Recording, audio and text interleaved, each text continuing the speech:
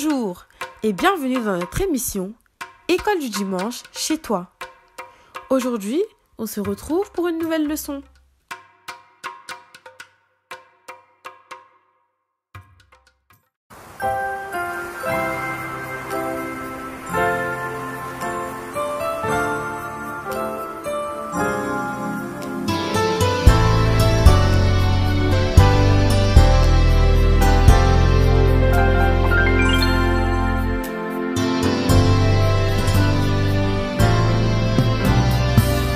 Si je m'incline devant ton trône avec un cœur heureux et reconnaissant, je te consacre ma vie, car tu es tout pour moi, tu es mon roi.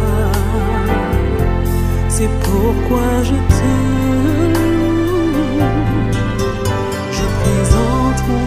comme un saint sacrifice, Seigneur,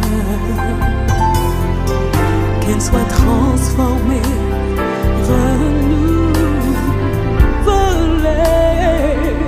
Oh, je t'en prie, soulage-moi, prends-moi dans tes bras, tu es mon sauveur, c'est pourquoi je te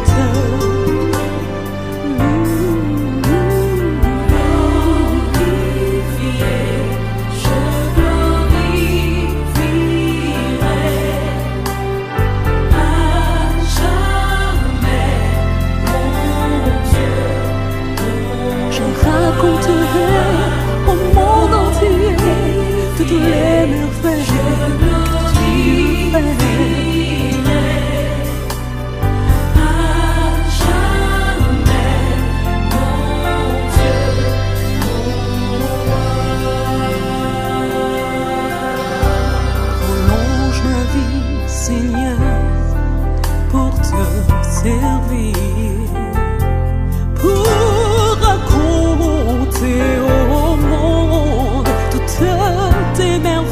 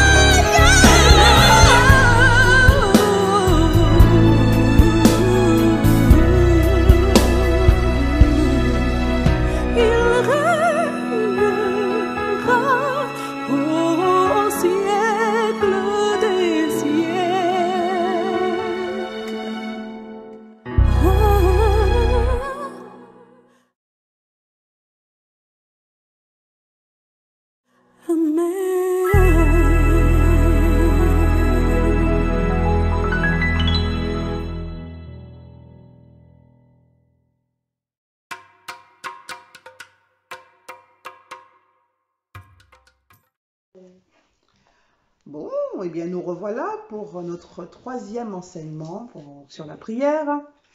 Et là, je suis avec mes garçons, Mélivan et Manoa. Bonjour. Oui. Donc vous avez vu la dernière fois, on avait un peu parlé de l'importance d'être concentré, d'avoir toute notre attention sur Dieu. Tiens, je vais voir si vous avez retenu un petit peu quelque chose. Pourquoi est-ce que on ferme les yeux? On est invité en tout cas à fermer les yeux lorsqu'on prie. Pour pas être distrait. D'accord, Ouais. effectivement, Par exemple, quand il y a une mouche qui passe, et ben, tu vas pas la regarder. c'est ça. Et on incline la tête, on a cette attitude un petit peu particulière lorsqu'on est en prière. Bah, parce que euh, Dieu, il faut le respecter, parce qu'il est plus grand que nous. Et donc, du coup, il faut incliner la tête en signe de respect. Ouais, bon. Donc ça peut être ça au début, mais j'avais expliqué aussi que qu'on développe après une manière à soi de prier à Dieu, c'est-à-dire que vous allez avoir des personnes qui ne vont pas forcément avoir la tête inclinée, mais qui vont quand même être dans une attitude de respect envers Dieu, d'écoute, d'attention. Mais ça, c'est quelque chose avec l'habitude de prier qu'on finit par avoir. Donc ça, c'est super. Donc ça, il faut effectivement prier tous les jours, s'entraîner, et puis à un moment donné, on est tellement libre de prier, et bien qu'on prie d'une manière à être tout à fait en connexion avec Dieu. D'accord? Est-ce que tu te rappelles, ton anniversaire, c'était quand? Le 14 octobre, Le 14 octobre. Qu'est-ce que tu as eu? j'ai eu mon premier téléphone. Son premier téléphone, attention, hein. Et quand je t'ai remis le cadeau, qu'est-ce que tu as dit?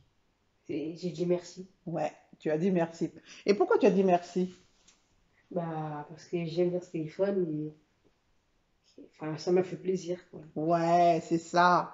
Donc effectivement, lorsque quelqu'un donne un cadeau, fait quelque chose pour soi, on dit merci, c'est normal. Euh, Dieu, il nous fait des cadeaux tous les jours. Et c'est aussi normal de lui dire merci. Est-ce que vous pouvez regarder autour de vous et puis peut-être dire pourquoi vous pourriez dire merci à Dieu? On peut dire merci à Dieu parce qu'on a une télé, un canapé, enfin, on a une maison. Ouais, on a une maison. On prend Donc ça. merci Dieu pour notre maison, quoi encore. Oui, bah, oui, il nous donne le souffle de vie. Il vous donne le souffle de vie. Donc merci Seigneur pour le souffle de vie. Moi, je regarde par la fenêtre, je vois qu'il y a des arbres, même s'ils n'ont pas toutes leurs feuilles, mais on a besoin des arbres pour pouvoir avoir de l'oxygène, on a besoin de la pluie pour avoir de l'eau, pour nous nourrir tout simplement. Et puis voilà, chaque jour, Dieu nous donne la santé pour certains. Parfois, on peut ne pas avoir la santé. Mais en tout cas, Dieu nous invite dans sa parole à le remercier en toutes circonstances. Est-ce que tu peux nous lire dans 1 Thessaloniciens 5, le verset 18, Manoir? Qu'est-ce que dit 1 Thessaloniciens 5, 18? Alors, rendez grâce à toutes les choses. Rendez grâce en toutes les choses. Rendez grâce en toutes choses. Alors, c'est quoi? Montre-moi le verset.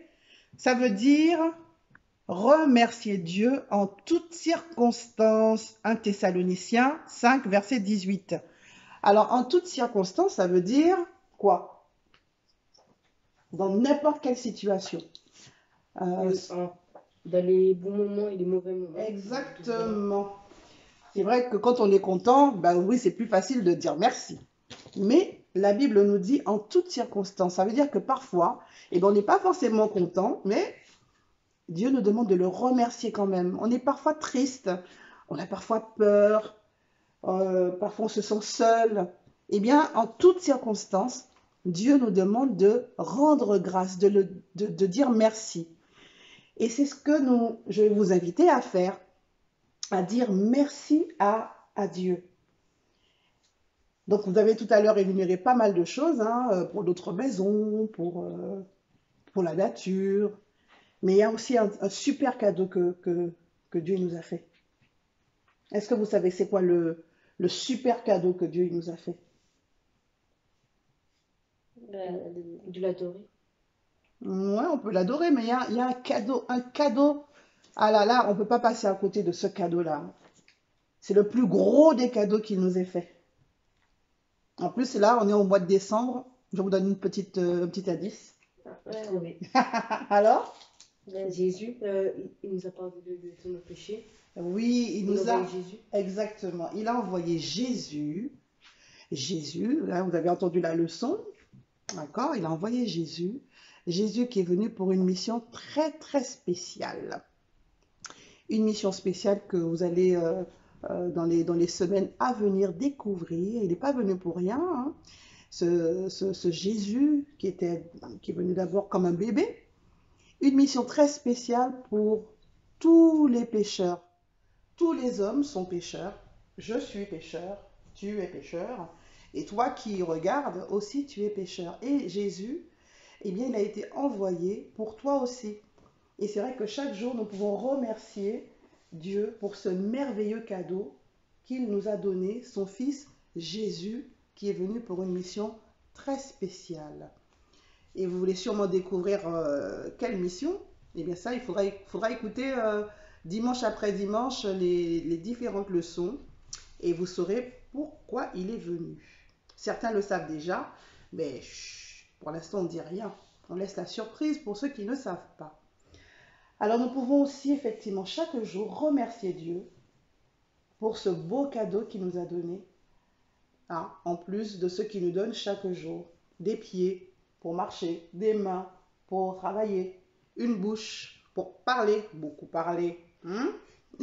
Voilà, donc je vous invite cette semaine à prier en le remerciant. Chaque jour, vous pouvez trouver quelque chose. D'accord? On fait ça? Oui. Ok. Eh bien, je vous laisse ce challenge et je vous dis à très bientôt. Au Au revoir. revoir.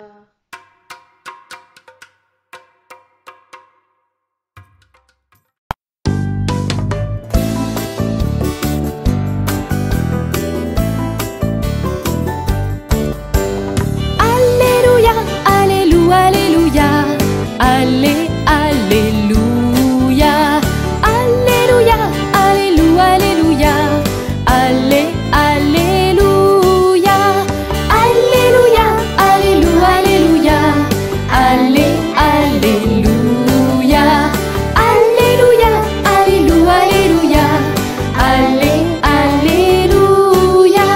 Je fais silence au-dedans de moi, je m'arrête pour écouter ta voix. Ta parole est comme un grand cadeau qui me fait grandir plus haut.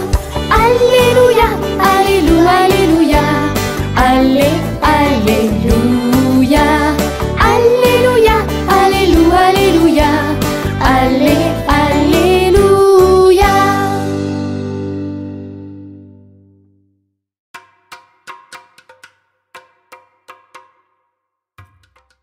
Bonjour les enfants, j'espère que vous avez passé une très bonne semaine. Je suis ravie de vous retrouver ce dimanche. J'espère que vous êtes bien installés. Nous allons remonter à travers le temps. Il y a longtemps, voire même très longtemps, dans un pays appelé Israël, vivait un homme nommé Ésaü, dont Dieu lui avait confié le rôle de prophète. Tu dois certainement te demander en quoi consiste son travail.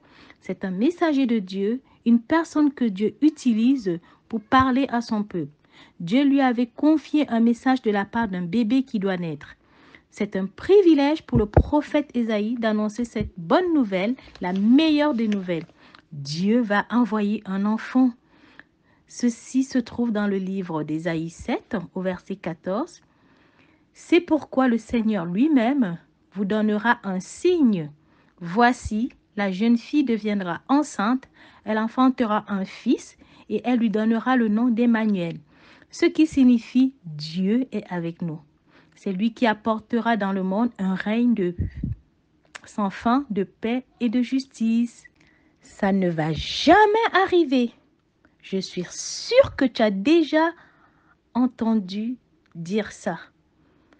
Est-ce que tu as déjà entendu quelque chose tellement longtemps que tu as cru que cela n'arriverait jamais? Quelquefois, c'est trop long d'attendre. On a l'impression que le jour de la fête ne va jamais arriver. Noël, ton anniversaire, la visite d'une personne importante, c'est beaucoup trop long. On a l'impression que le temps n'avance pas. Si tu as déjà ressenti ça, sache que tu n'es pas le seul. Tout le monde a vécu cela un jour ou l'autre. Juste avant la naissance de Jésus, les Juifs avaient ce sentiment. Ils attendaient encore et encore le Messie. Le Messie, c'est le roi annoncé par les prophètes. Le Messie était supposé venir et sauver le peuple des Romains et en plus sauver le peuple de leurs péchés. Il serait le grand roi de toute la terre. Mais le peuple attend toujours depuis très longtemps, très longtemps. Des Juifs espèrent que le Messie va venir et qu'il va chasser les Romains. Mais malheureusement, beaucoup ne croient plus aux promesses de Dieu. Il y a cependant un homme qui y croit. Il s'appelle Zacharie et vit en Judée. Il est marié à une femme nommée Élisabeth.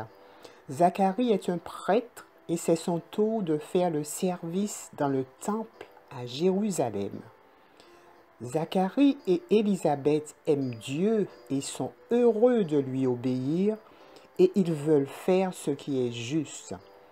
Mais il y a une chose tout de même qui les rend un peu tristes, c'est qu'ils sont devenus vieux sans avoir jamais eu d'enfant. Aujourd'hui, leur Dieu tout-puissant leur réserve une grande surprise.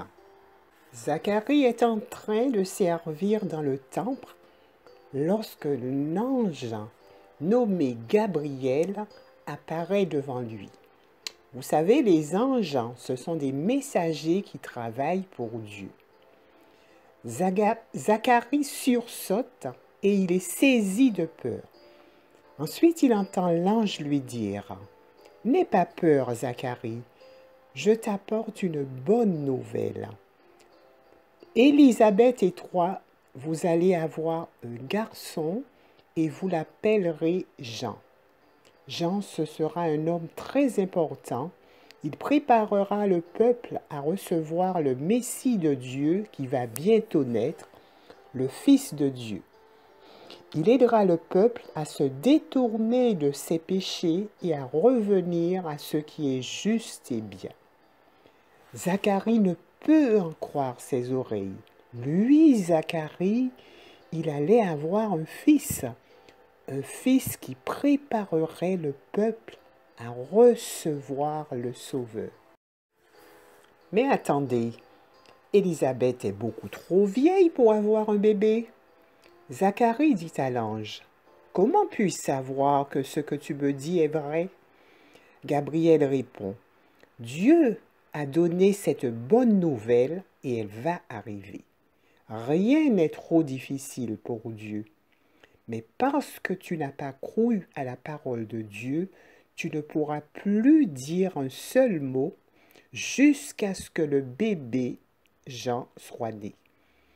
Il est question de cet enfant qu'on appellera le plus souvent Jean-Baptiste dans une autre prophétie citée dans Ésaïe 40 au verset 3. Une voix crie, préparez au désert le chemin de l'Éternel. Aplanissez dans les lieux arides une route pour notre Dieu. Donc ce messager, c'est lui qui va aider le peuple à se préparer à recevoir le Messie. Zacharie termine son travail, il sort du temple, mais il ne peut plus parler. Il fait des grands signes avec ses mains pour essayer d'expliquer aux gens qu'il a vu un ange. Il essaie de leur dire « L'ange m'a apporté une grande nouvelle. Le Messie va venir. Le Sauveur va venir. Rien n'est trop difficile pour Dieu. » Tu te rappelles de la promesse de Dieu faite au sujet de la jeune fille qui deviendra enceinte? C'est une promesse pour laquelle, au sein du peuple d'Israël, Plusieurs de ceux qui aiment Dieu attendent encore et ont toujours gardé l'espoir. Parmi eux, il y a Joseph, un charpentier fiancé à une jeune fille juive nommée Marie, qui aime Dieu de tout son cœur. Elle habite avec ses parents dans la ville de Nazareth. Rien ne permet de deviner que ce sont eux qui vont bientôt être les parents du Messie annoncé. Ce sont des personnes ordinaires, descendants de la famille du roi David, qui a vécu 1000 ans auparavant. Or, Dieu avait fait une promesse à David, un de tes descendants sera le Messie. Quelque temps après être apparu à Zacharie, l'ange Gabriel apparaît à Marie. À sa grande surprise, car c'est très rare que quelqu'un voie un ange. Les anges étant des messagers de Dieu portant de messages très importants de sa part. L'ange Gabriel adresse à Marie ce message extraordinaire. Réjouis-toi, le Seigneur est avec toi. Dieu a un plan spécial pour toi. Waouh! Marie le regarde interloquée. Elle est effrayée et se demande ce qui se passe. Mais l'ange lui dit, n'aie pas peur. Le Dieu très haut envoie le Sauveur, le Fils de Dieu, et tu seras sa maman. Marie secoue la tête en se demandant comment c'est possible, puisqu'elle n'est pas encore mariée. Et comment pourrait-elle être la maman d'un bébé si extraordinaire? Gabriel lui dit, le Saint-Esprit de Dieu te donnera ce bébé qui est le plus important du monde puisqu'il sera le sauveur promis. Rien n'est trop difficile pour Dieu. Quelle incroyable bonne nouvelle. Marie est à la fois surprise et en admiration. Peut-être a-t-elle un grand sourire sur son visage et peut-être son corps saute-t-il de joie. Quoi qu'il en soit, elle croit que les paroles de Dieu sont vraies et répond « Je suis la servante du Seigneur, je ferai tout ce qu'il me demande. » Marie est très excitée, mais en même temps, elle a peur. L'ange Gabriel reprend « Ta parente Élisabeth va aussi avoir un bébé. Rien n'est trop difficile pour notre grand Dieu. Dieu fait toujours ce qu'il dit qu'il va le faire. » Il met un bébé dans le ventre de Marie et ce bébé est le Fils de Dieu, Jésus, le Sauveur promis. Marie enfile son manteau, met ses sandales et se précipite à travers les collines de Juda pour aller retrouver Élisabeth, sa cousine. Elles sont vraiment contentes de se retrouver ensemble. Elles s'embrassent et s'échangent de joyeuses félicitations. Élisabeth dit, « Dieu t'a fait un cadeau extraordinaire, ton bébé sera le Sauveur. L'Esprit de Dieu me dit que ton fils est le Fils de Dieu. » Toutes deux sont très heureuses à cause des bébés qu'elles vont avoir. Marie et Élisabeth veulent toutes les deux suivre Dieu et le servir en faisant ce qu'il dit et qui est juste. Elles ont tellement envie de le suivre et de le servir qu'elles le disent en chanson. Marie est si contente qu'elle se met à chanter un cantique pour Dieu. Bientôt, le jour où Élisabeth va avoir son bébé arrive. Elle accouche d'un petit garçon, tout comme Dieu l'a promis. Rien n'est trop difficile pour Dieu. Élisabeth se réjouit avec tous ses amis et ils sont très contents pour elle. Le moment de donner un nom au petit bébé arrive. Élisabeth répond que ce bébé s'appelle Jean. Les gens autour d'elle disent alors « Jean, mais il n'y a aucun Jean dans la famille.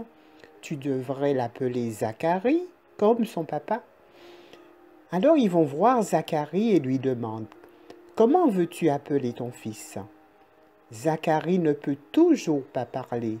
Il demande une tablette pour écrire et il écrit « Mon fils s'appelle Jean. » Dès qu'il a écrit Jean, il peut de nouveau parler, exactement comme l'ange le lui avait dit.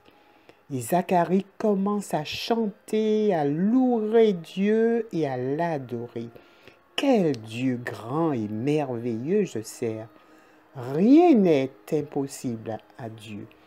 Il envoie le Sauveur, le Messie de Dieu, et mon fils sera son prophète. Mon fils parlera de Jésus qui va venir. Quel Dieu puissant est le grand Dieu d'Israël! Zacharie et Élisabeth aiment tendrement leur fils et prennent soin de lui. Jean grandit de plus en plus. Il devient de plus en plus fort. Il prend les bonnes décisions et suit les voies de Dieu. Il apprend à obéir à ses parents et à faire ce qui est bien devant Dieu. Quand il devient un homme, Dieu l'utilise pour remplir la mission qui lui est confiée, celle d'aider le peuple à se préparer à la venue du Sauveur Jésus. Il remplit fidèlement sa mission, il n'arrête pas de prêcher, de changer de vie, d'arrêter de désobéir à Dieu et de se repentir de ses péchés. Quand Marie annonce à Joseph la nouvelle qu'elle a reçue de l'ange Gabriel, il ne la croit pas et veut rompre ses fiançailles avec elle. Il pense que Marie est allée avec un autre homme parce qu'elle est enceinte. Comme Joseph est un homme bon et réfléchi, il ne veut pas mettre Marie dans l'embarras et songe à divorcer sans faire d'histoire. Mais pendant la nuit, un ange apparaît à Joseph dans un rêve pendant qu'il dort et lui dit « Ne crains pas de prendre Marie pour femme, car l'enfant qu'elle porte vient de l'Esprit Saint. C'est ce que le prophète Ésaïe a annoncé il y a très longtemps. La Vierge aura un enfant, elle portera un fils qu'ils appelleront Emmanuel, ce qui signifie Dieu avec nous. » Joseph se lève et obéit à ce que l'ange lui a dit. Quelle énorme et merveilleuse nouvelle pour Joseph. Sa fiancée Marie va donner naissance, pas à n'importe quel bébé, mais au Fils de Dieu, Emmanuel. Dieu venant sur terre vivre avec les hommes et les sauver de leurs péchés. C'est sans doute une nouvelle que beaucoup rêvent d'entendre depuis tant d'années parmi le peuple. Leur longue attente est donc presque terminée. Voilà l'accomplissement de ce que le Seigneur avait bien longtemps auparavant, 700 ans plus tôt, annoncé par le prophète Ésaïe. Voici, la Vierge sera enceinte, elle enfantera un fils et on lui donnera le nom d'Emmanuel, ce qui signifie Dieu avec nous. On retrouve aussi ce passage dans le livre de Matthieu, au chapitre 1, les versets 20 à 23. Dieu tient ses promesses et envoie le Sauveur à son peuple. Le Messie va venir et Marie va être la mère de ce bébé qui va naître, le Fils de Dieu, Emmanuel. Il envoie son Fils vivre sur la terre et un jour il régnera sur toute la terre. Il s'assiera sur le trône de son ancêtre David, ce qui est dit au livre de Luc dans le chapitre 1 au verset 32. Pour nous aussi, c'est-à-dire toi, moi, tes parents, tes amis, ta famille, ton entourage et aussi les autres. Quelle fantastique nouvelle! Quel cadeau merveilleux nous avons en Jésus, le Messie promis. C'est pour cette raison que nous célébrons Noël. Comme Marie et Élisabeth qui voulaient servir Dieu et ont fait ce qui est juste avec son aide puissante, comme Joseph qui a cru à la promesse de Dieu et vu son accomplissement, faisons confiance à Dieu et sachons lui témoigner notre amour par notre obéissance et en nous soumettant à lui. Dieu sait toujours ce qui est le mieux pour chacun de nous. Et quels que soient les problèmes que nous rencontrons, nous pouvons lui demander de nous aider. Rappelle-toi que rien n'est impossible à Dieu. Dieu te parle encore aujourd'hui par sa parole qui est la Bible.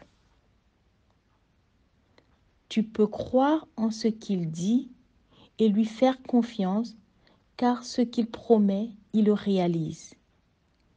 Dieu tient toujours ses promesses. N'est-ce pas formidable? Notre leçon se termine, mais restons dans la joie. Rappelons-nous surtout que Jésus est le seul qui nous sauve de nos péchés. il est le Sauveur, il est aussi le Seigneur qui règne dans les cieux et sur la terre. Pour tous ceux qui ne l'ont pas encore fait, je vous invite à le recevoir dans vos vies et lui ouvrir vos cœurs. Louons donc et adorons Jésus, Dieu Sauveur et Seigneur, par le chant qui va suivre.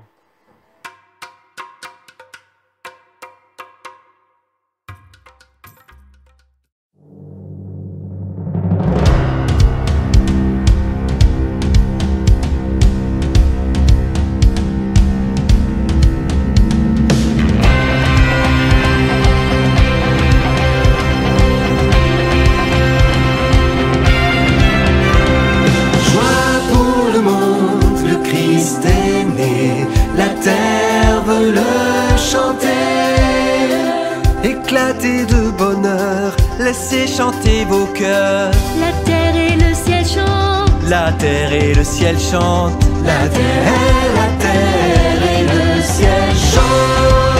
Oh, oh, oh, oh. Joie pour le monde, le Christ est roi. Aplanissez sa voix. L'enfant qui vient de naître apporte à tous les êtres le règne de la paix, le règne de la paix, le règne de la paix. Oh, oh, oh, oh, oh. Joie pour le monde, le Sauveur vient préparer son chemin. Dieu a donné son Fils pour qu'aucun ne périsse, mais qu'il ait la vie éternelle, Mais qu'il ait la vie éternelle. mais qu'il ait la vie éternelle. Oh, oh, oh, oh, oh,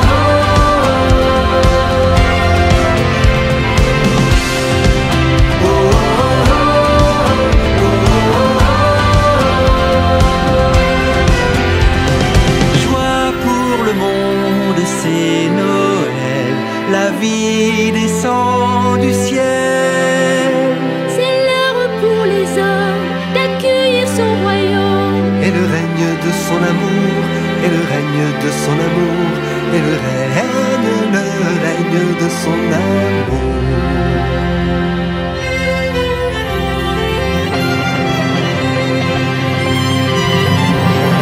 Joie pour le monde, le Christ est né.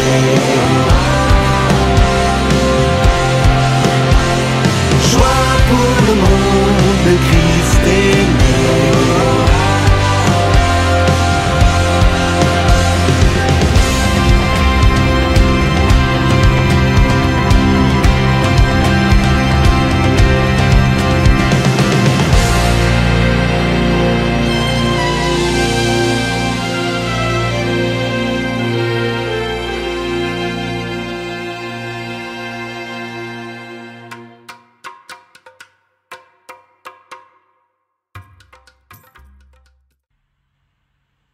Bonjour à tous, c'est le moment du quiz. Question 1. Qui est apparu à Marie et que lui a-t-on annoncé?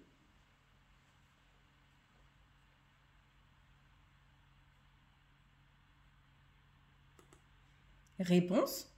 C'est l'ange Gabriel. Il est venu annoncer à Marie qu'elle allait avoir un enfant. Question 2. Qui sont Zacharie et Élisabeth?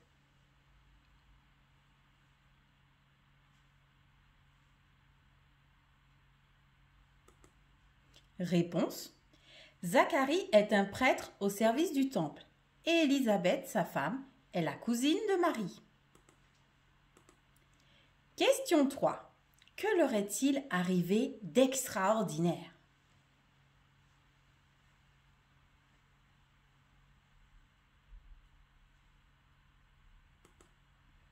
Réponse. Zacharie et Élisabeth sont très vieux. Malgré cet âge avancé, Dieu leur permet d'avoir un enfant. C'était un véritable miracle. Question 4. Qui est Jean-Baptiste?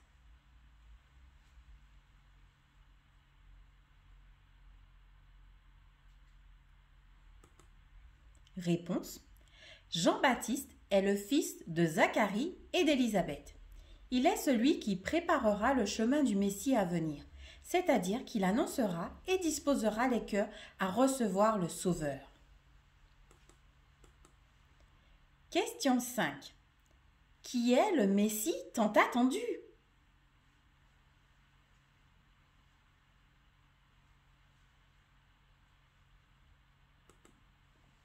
Réponse. Le Messie, c'est Jésus, le Christ, le Sauveur.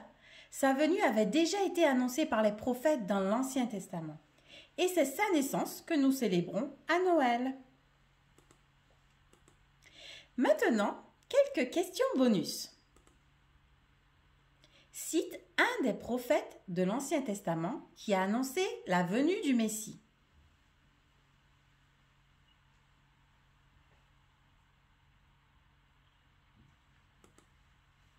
Le prophète Ésaïe. Que signifie Emmanuel?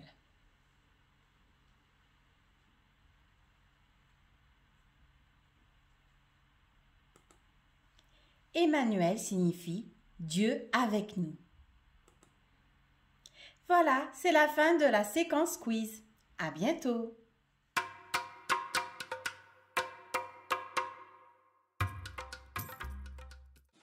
Bonjour les enfants, j'espère que vous avez passé une bonne semaine.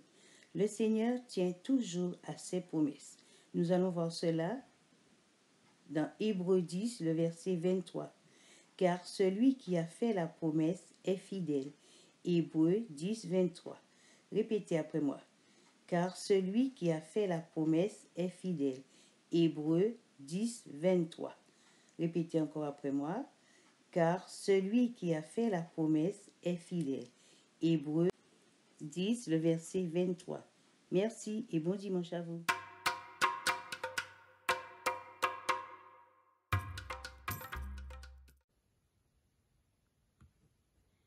L'écharpe de Kelly. Jade a retrouvé son amie Kelly pour jouer une après-midi. Kelly était très contente de pouvoir montrer à son amie Jade le nouveau cadeau que son papa lui avait fait. Une magnifique écharpe. Jade propose alors de jouer à se bander les yeux en faisant un parcours avec plein d'obstacles. Kelly avait peur parce qu'elle ne voulait pas tomber et ne pensait pas réussir jusqu'à la ligne d'arrivée. Jade la rassura en lui promettant qu'elle allait la guider avec sa voix et ses mains et qu'elle n'avait qu'à lui faire confiance. Kelly mit alors l'écharpe sur ses yeux. Elle avança confiante et suivant la voix de son amie. Jade guida Kelly en lui indiquant le bon chemin à suivre pour ne pas tomber, ni se faire mal. Obstacle après obstacle, Kelly arriva enfin à la ligne d'arrivée. Tu vois, Kelly a réussi son parcours en ayant confiance, une confiance aveugle en Jade. Alors toi aussi, tu peux faire confiance à ton plus grand ami, Jésus. Même si tu ne le vois pas, il sera toujours là. Comme Jade, il tiendra sa promesse de te mener à la ligne d'arrivée, même s'il y a des obstacles. Alors, es-tu prêt à faire confiance à Dieu? Bonne semaine.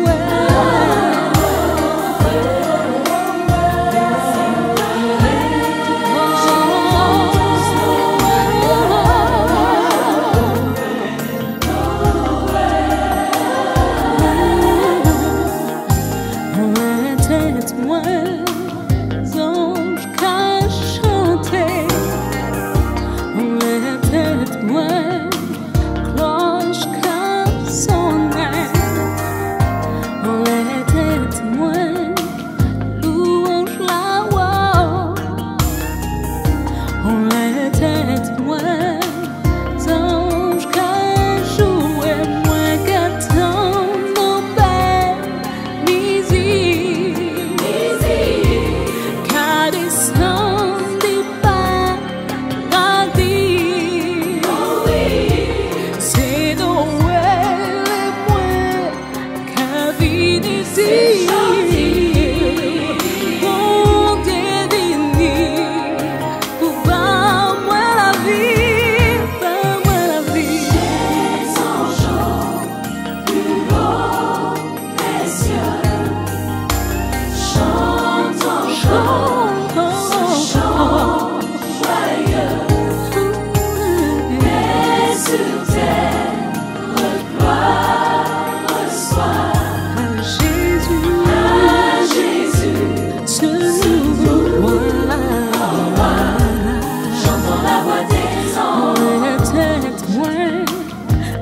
Qu'a chanté, gloire à ça qui sauvait l'humanité. On était moins musique en la paix, on était moins